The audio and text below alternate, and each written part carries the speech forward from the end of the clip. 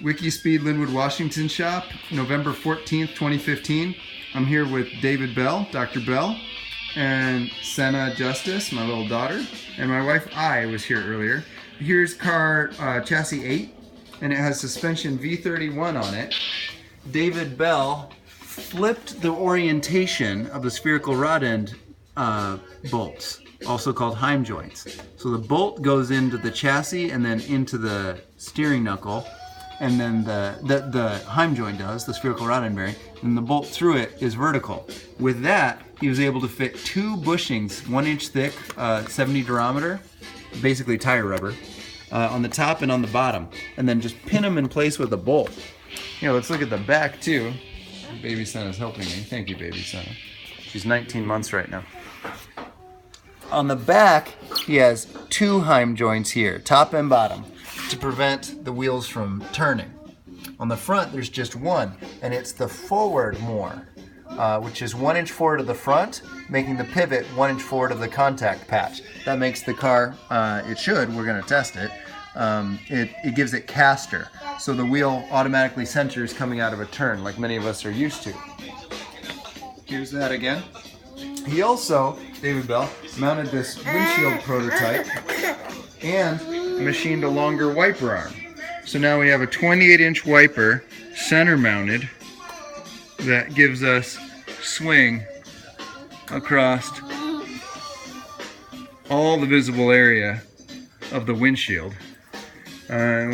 He also tidied up the shop because he's a ninja, and he raked the driveway because he's a ninja. He and I together moved this engine and these carts of parts, and there was a metal-topped workbench here that was just being used as a shelf. Sadly, we'd underutilized it the whole time, so we pulled that out today, knocked it off the wall, took it outside, and we're going to recycle it. We moved car number 4, which is a serial electric hybrid, on its side in bay 4 to make room for car 7 to come in here for brake line work. We took the aluminum drops that were stored here and tentatively stored them here in bay 4. There's more sorting to do with that, and we took out the trash and loaded up the truck with trash. Dr. Bell, what else has gotten done recently that I should feature?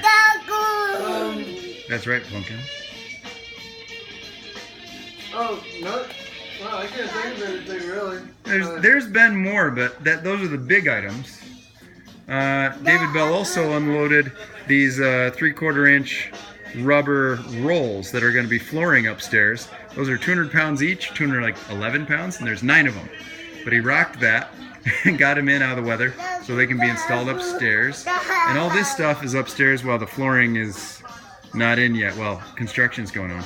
David, if somebody was going to do any of what you've done this week in another Wikispeed shop somewhere in the world, what tip would you give them? As far as the suspension goes, sure. I'd actually do the bottom bushings first, install the bottom bushings, put in the knuckle and the rotor piece onto the arm, the suspension arm, and then put in the top bushings. How did you put them in? Because they're tight. They're really tight to get in. Yeah, how do you get them in? See, what I did is the first one was pretty hard, so that's what I did for the second one. I took it apart, put the bushings in the bottom, and basically I just kind of hammered them the rest of the way with a rubber mallet. Yeah. And then I attached the knuckle and the rotor to both suspension arms. Yeah, the A-arms? The A-arm, and then I put in the bushing, and then I just kicked it down, and... You're hardcore. Use this to finish it in there. Well played, sir. Well played. Yeah, other than that, yeah, that's the easiest way to do it. Yeah, I'm in. I'm a fan. Perfect. Perfect. And I'll say, I learned when you find a pile of dirty aluminum in your shop, better to take it outside, wipe it off, then bring it back inside and put it where it goes. Now I've got a pile of dirt I've got to clean. Yeah. Okay, well, I learned that today. Awesome. Thanks.